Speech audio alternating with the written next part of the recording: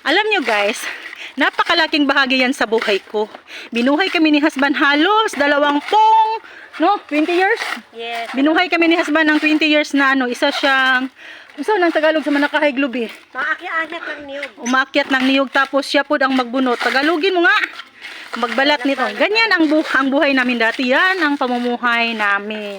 Binuhay kami ng husband ng ganyan. Hindi nyo inakala. Nagkaroon kami ng profesor, diba?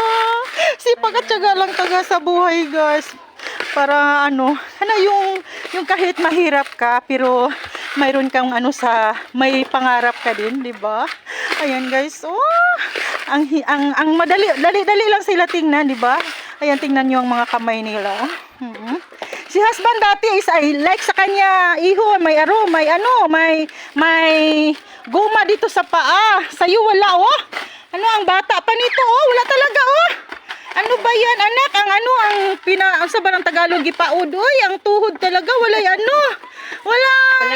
walang goma.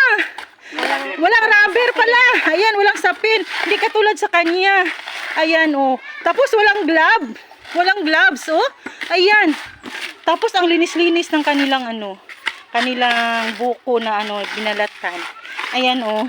Ayan ang mga balat. Mga banat! Natapos na ang lahat sa bunot. Ayan, mga bunot.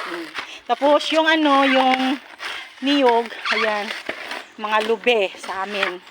Ayan.